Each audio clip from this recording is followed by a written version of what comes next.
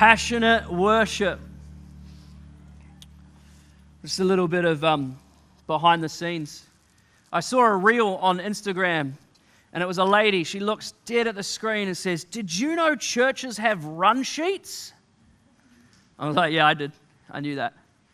It's quite helpful from time to time when you get a whole lot of people together to, create something, to usher in the presence of God, to hopefully bring unity to our shared voices. You need a run sheet. You know what else you do? We do a pre-service huddle.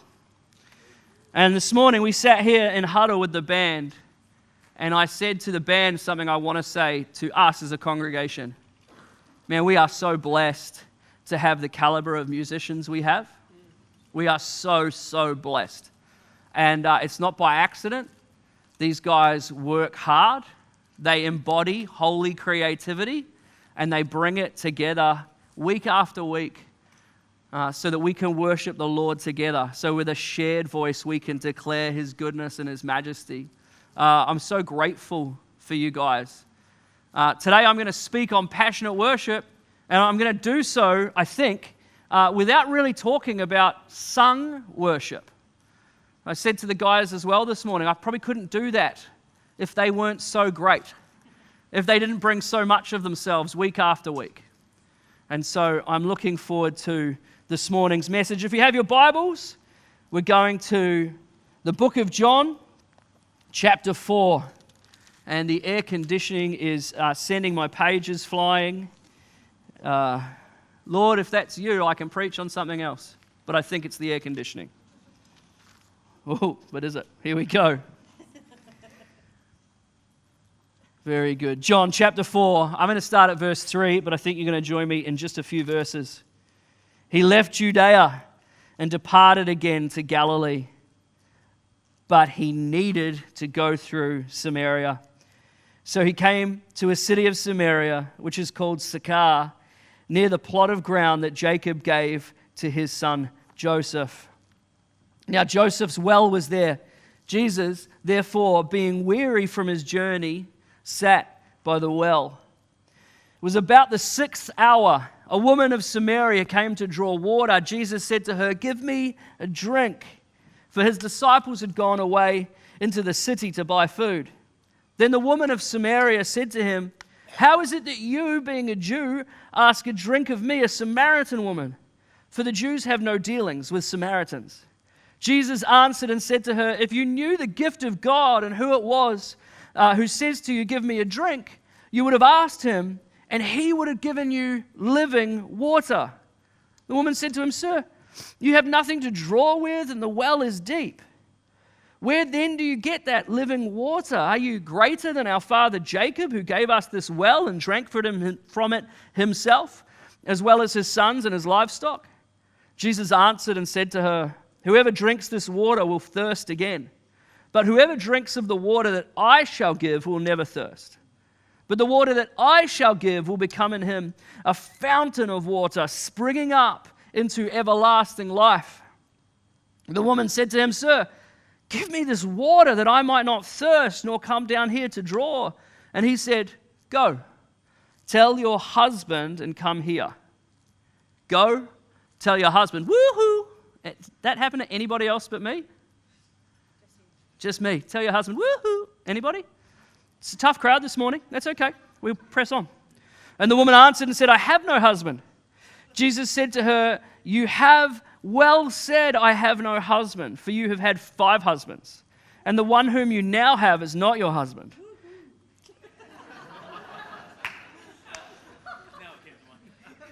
Wow. "In that you spoke truly." The woman said to him, "Sir, I perceive that you are a prophet. Our fathers worshipped on this mountain, and you Jews say that in Jerusalem is the place where one ought to worship." Jesus said to her, "Woman, believe me, the hour is coming when you will neither on this mountain nor in Jerusalem worship the Father. You worship what you do not know. We know what we worship, for salvation is of the Jews. But the hour is coming, and now is, when the true worshippers will worship the Father in spirit and in truth. for the Father is seeking such to worship him. God is spirit, and those who worship him must worship. Those who worship him must worship in spirit and in truth. The woman said to him, I know that the Messiah is coming, who is called Christ. When he comes, he will tell us all things. And Jesus said to her, I who speak to you am he. At this point, the disciples came and they marveled that he talked with a woman. Yet no one said, what do you seek? Or why are you talking with her? The woman then left the water pot. She went her way into the city and said to the men, come and see a man who told me all the things I ever did. Could this be the Christ? And then he went out of the city and came to him. Just quickly, I don't get to go to this part in the back end of the message, but the woman shares her story to the crowd back in town. This woman of ill repute, this woman who's had 5 husbands and is ostracized socially from what's going on in town, so much so that she has to come to the well at noon. God makes a message of her mess. Right? It says it so clearly. Then they went out of the city and came to him. I love that.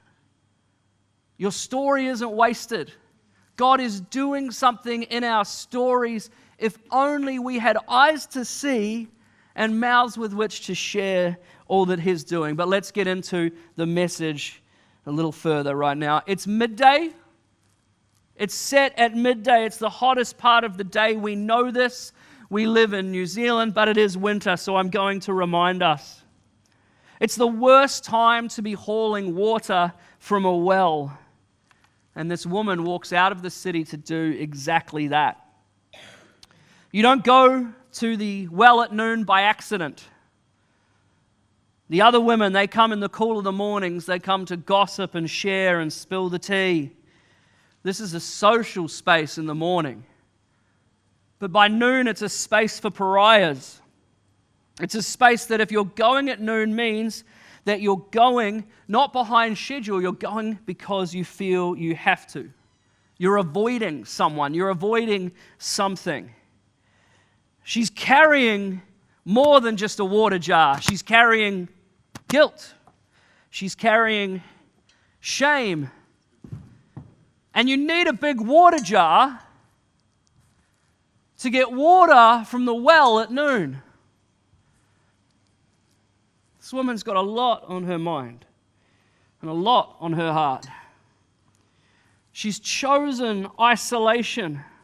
She's run out of places to belong.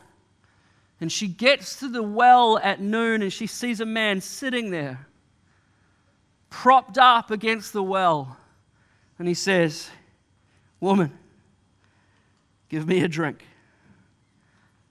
He shouldn't be speaking to her. He should not be speaking to her. He's Jewish and she's a Samaritan. There are centuries of ethnic hostility and war between these two people. He's a man and she's a woman. It wasn't done. Conversations between unrelated men and women did not happen in the public spaces of this world. And what's worse, she has history. She's carrying baggage. He'll name her history in just a minute. He'll talk very plainly about her history in just a minute. But her history puts her outside of the circle of social society. She's not welcome. She's not respectable. I should say she's been put on the outside of society. I think sometimes we read this and go, oh, well, she's one of those kind of women. I don't think that's true.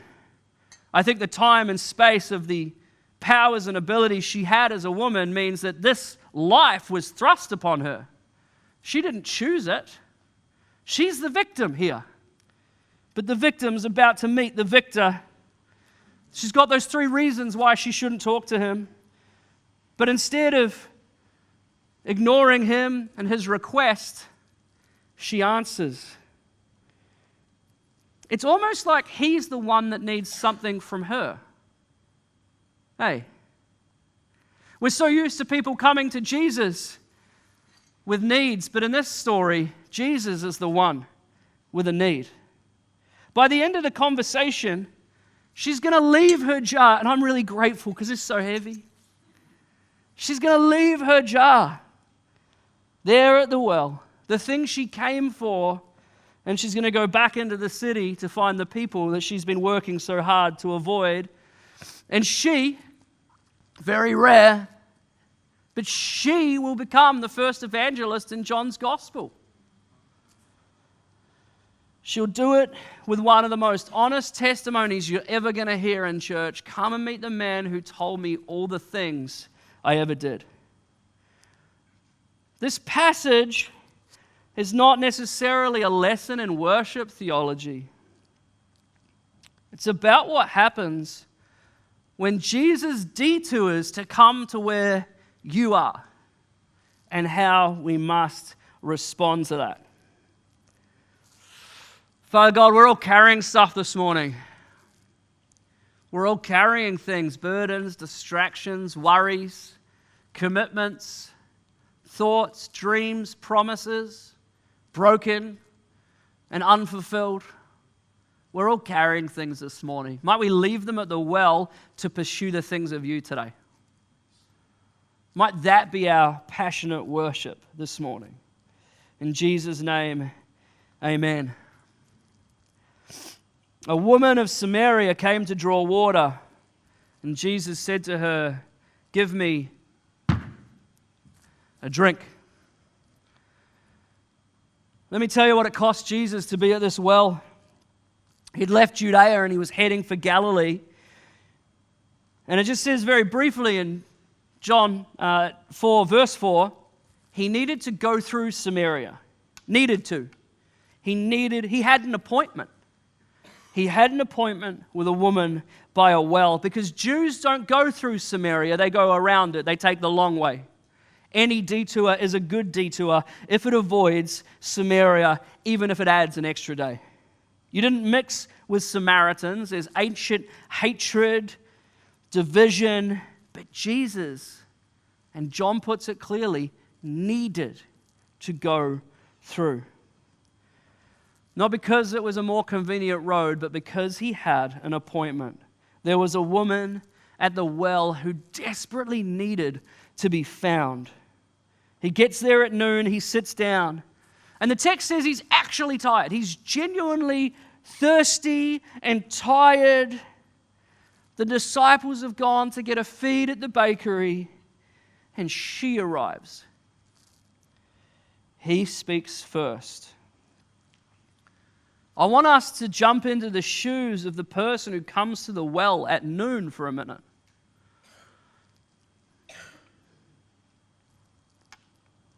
The one who only shows up if no one will be watching. Only shows up when nobody will be watching, who sits at the back and avoids eye contact. The person who's not too sure if they belong. The person who's carrying a secret they don't want anyone to know. Who goes the long way round to avoid people. Can I tell you this morning, if that's you, maybe you're introverted and that's cool. I'm pretty introverted. But maybe you're also carrying some stuff, some guilt and some shame. That's okay. I've carried that too. But Jesus makes a beeline for you.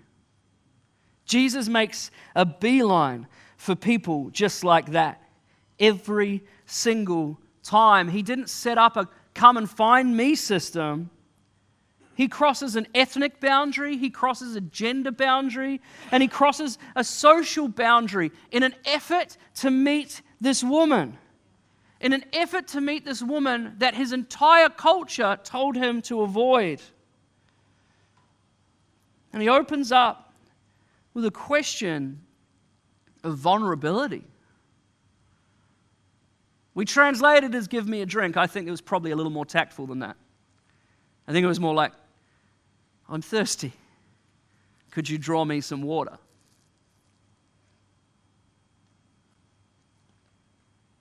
he needs something from her. This is the longest one-on-one conversation Jesus has in any of the 4 Gospels. He didn't come for a quick chat. He makes time for this woman. He stays in the conversation. Shrek says that people are like onions. Or is it donkey? I don't remember. Is Shrek? Okay. Ogres. I appreciate your Scottish accent here at church today. It was very brave considering how many Scots we have in the building. But here we are. Here we are at the well. And it's like he has put everything on hold to talk to this woman. Layer after layer, he moves closer to the center. Right? The people in town haven't reached this level of vulnerability with this woman. They've cast her out. They've ostracized her. God doesn't come to where you are to have a brief, polite, political conversation. He comes because he's after the things in you that nobody else has seen, that nobody else has reached. We serve a God who hungers after intimacy with his creation. And I don't know what brought you to church today. I don't know if it was family. I don't know if it was an invitation. I don't know if it was social media. I don't know if it was a Toyota. Whatever brought you to church this morning, be it faith or habit or curiosity, Jesus was here before you got here because he wants to meet with you today. And that is why we worship. He's not surprised by the things that you're carrying, by the things that have burdened you. He is crossed and is willing to cross and will cross every time, every boundary that stands between you and him. That was point 1, and I didn't even say point 1. I can't even remember what point 1's called. Point 1's called, he's come to your town. You knew that because it was on the screen behind me. I knew that because it was back up a few pages on my notes. And he asks, where does your heart stand? And I guess that's my question for us this morning. Where does our heart stand? God is spirit, and those who worship him must worship in spirit and in truth. At a certain point in this conversation, he turns to the woman and says, go call your husband. She says, I have no husband. Again, we have to assume how Jesus talks to people because he seems a little sassy. Yeah, it sounds like my daughter Harper. You've had 5. Like when I've had cookies, you know? Does it sound like that to anybody else or just me? You've had 5, Dad. But Jesus turns to her and says, I know, you've had 5 husbands. And the one you're with now, he's not your husband. She has 2 options. She could sit in that moment and be really seen, a little caught out, which I guess in my opinion, it's terrifying, but also how liberating would it be? Yeah, you've called it. That's the situation I'm in now. That's why I'm here at the well at midday. That's why I'm sweating to get water. Or she could just change the subject. And she does. She changes the subject. Sir, I perceive that you are a prophet. Our fathers worshipped on this mountain, and you Jews say that in Jerusalem is the place we ought to worship. Right? That's a legitimate theological debate that was taking place on Facebook and X and Instagram at the time. And she tries to pass to that. It's a deflection. She steers away from this invasion of her personal world into something intellectual. Does that remind you of anybody? We all do it. When somebody says something that hits close to home in a sermon, in a conversation, we pivot. That was bad pivoting. Reminded me of the French last night. Too soon. Any French people here? I'm so sorry. We're okay.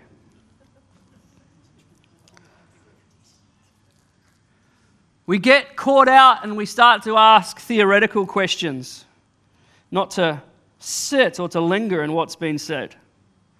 Some of us think we're so smart that nobody's noticing the pivot. I'm like this. Can I be honest with you? I'm going to have a little moment here. When you say, Tim, how are you doing? And I say delightful, ask again. Because I'm so well trained to say delightful because it's a word nobody hears. And so you go, oh, well, he's obviously thought about that. It's because I think I'm so smart. It's a deflection. Don't let me do it. I'm speaking for a friend. No, okay, I was speaking for me. I made that quite clear.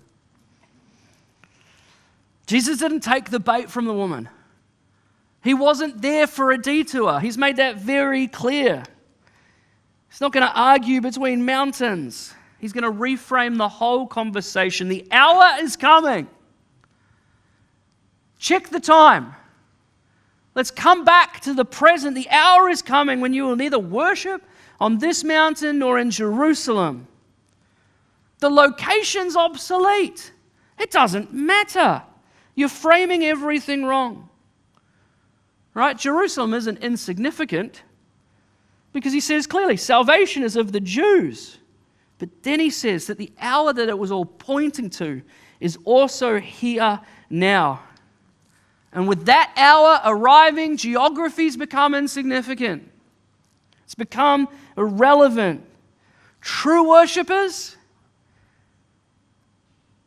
brackets, don't care about location, unbracket, will worship in spirit and in truth. Spirit and truth, not spirit or truth, both. Spirit, from the inside out, still the greatest Hillsong United song ever written. Right? Spirit from the inside out, not performed for an audience, not carefully curated for spectacle. And truth, grounded in the real God, not grounded in our approximation of Him, not grounded in the God we made for ourselves, grounded in spirit and in truth. The word for truth is the word aletheia. Aletheia. And it means unveiled reality. Unveiled reality, the actual thing. Worshipping in truth is worshipping a God who is being revealed to you in reality, in actuality. You can sing in the most beautiful building on planet Earth, and you can be at the same time miles away from God. Miles away from God. Yet at the same time, you can sit like some of us often do, 6 a.m., 6 p.m., on the side of the road, crying your eyes out because God's encountering you there and you've got some stuff to leave at the well. That's genuine presence to God. I remember one day, Luke found a guy in tears on our front steps. I don't know if he was in tears, but he was kind of curled up like a ball as if to say, I need to be as close to this building as humanly possible, but at the same time, I'm not letting anybody pass me. Luke was scared. Now, he's not a small lad, but this guy was bigger. Luke was scared, so he waited for me to show up, just, back up. And so he stayed in the car while I introduced myself to the man.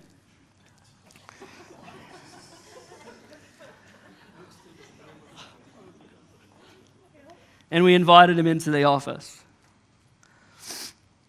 He had very few words to say other than that life had been hard and today had been harder. And all he needed was some grounding. All he wanted to do was to be as close to God as he could possibly get. And so when he saw our steps, he camped out there. His next move was to open the piano that sits in our office. And without saying much, play some of the most beautiful and heartfelt worship I have ever heard. 2 of us in that room cried that day. I'll leave it to you to work out who. Worship isn't about getting some format right. It's not about the run sheet. All right? It's not about getting a format right. It's about getting our hearts right. It's about orientation. Are our hearts turned towards God? Are our hearts turned towards God? Because in a pivot, the next point is also crucial. You are not the seeker here. You are not the seeker here. Years and years of church theory and leadership books have told us that the church needs to be seeker sensitive. And I actually am a believer in it. I would just say I don't think seeker sensitive is the right term. I think we need to be seeker aware. I think we need to be aware that in any gathering, there are going to be people who are seeking to know God in a new way or for the first time. We're not a seeker-sensitive church at the Garden, but man, we're a seeker-aware church at the Garden. But the Father too is seeker-aware because He's a seeker. John 4:23. For the Father is seeking such to worship Him. The Father is seeking such to worship Him. He's not waiting. He's not sitting on His throne, twiddling His thumbs, playing chess with Moses, figuring out the right approach. He's actively seeking right now, continually, on an ongoing basis. You could say this is a key part of His gig, to be seeking after such to worship Him. People who will worship in spirit and in truth. Does that take the pressure off a little bit? He's looking for you. He's looking for me. He's not just looking at us, though. He's looking at our posture. He's looking at the way we come to Him.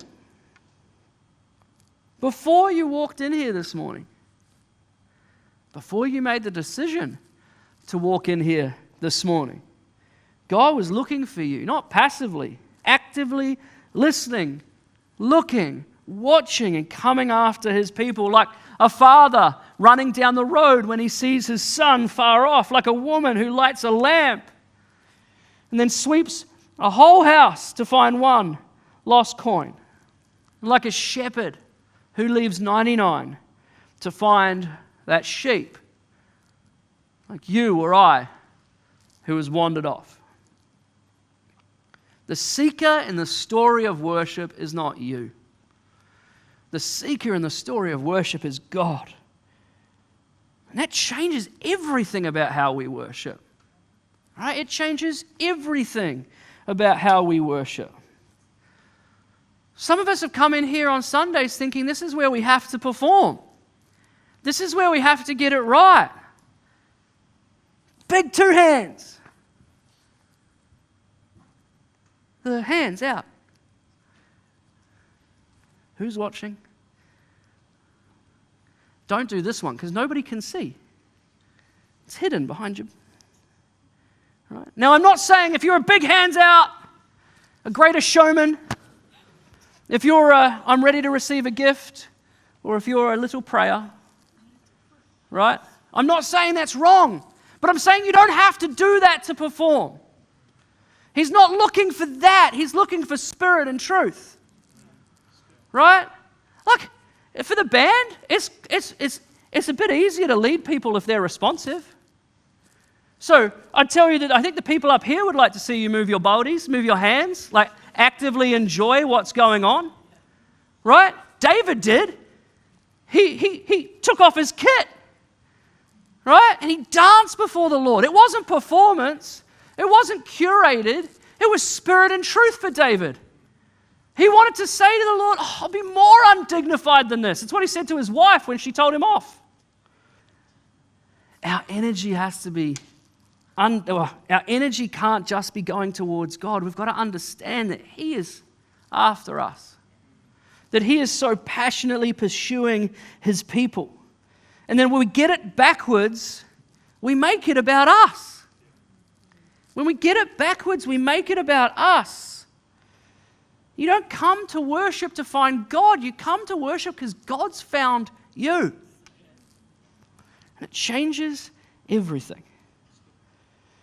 And our natural response, our posture, our heart direction is to turn towards the one who's already turned up for us. At the end of the conversation, the woman leaves her water jar. She's come for water, but she's left without it. Because she's found something she can't carry home in a container. She's found living water.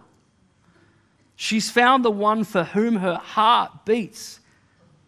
She's found the Lord. She runs back to the city, to the people she's been avoiding. And she tells them to come see the man who told me everything I ever did. The person who came to hide becomes the person who talks to everyone.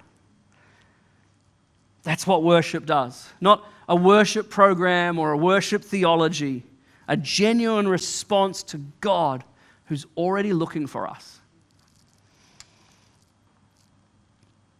I want to close with that image. If the band wants to come up and join me, because we're going to respond in sung worship in a minute. Why would we respond like that?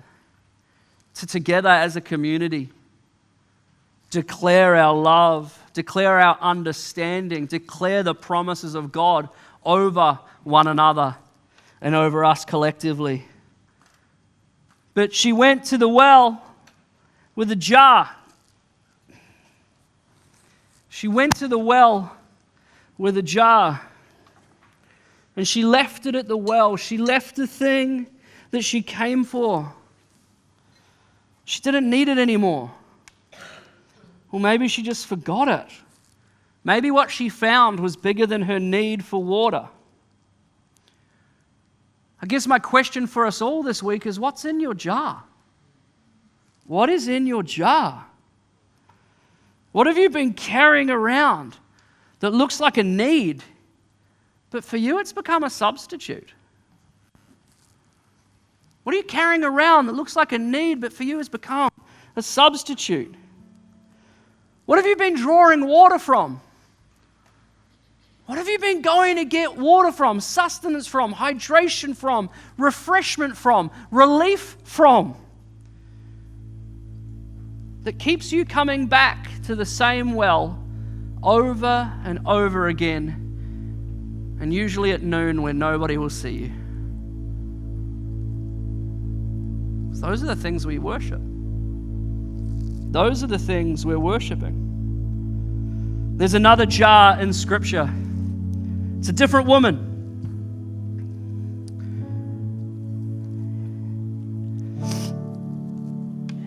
And this jar doesn't get left behind. It gets broken. She walks into a room full of people who have an opinion of her, and she's carrying perfume or oil worth a year's wages. Some traditions suggest that this vessel was tied to her profession, meaning that it was tied to the very life she was trying to leave to pursue Jesus. It means that jar was her life savings, but it was also her future plan. It was her name, it was her story, it was everything. It was the thing everybody knew about her, and she breaks it. She comes to the feet of Jesus and she breaks it. She tears it open. She's not careful about it. It's not one drop at a time. It goes everywhere. She snaps the neck of this oil, knowing that she can never seal it back up. Once it's open, it's all pouring out. Here's what connects these two women. Both had to let go of what they were holding before they could enter into what God was offering. We all have to let go of the thing we're holding before we can enter in to what God is offering. Some of us are like the woman at the well. We've got to leave our jars because we've found something greater. Some of us are like the woman with the oil, who finally understands in that moment who it is that's in front of her and breaks open her plans, torpedoes her career, because she's met the one who has the greatest of plans and purposes for her.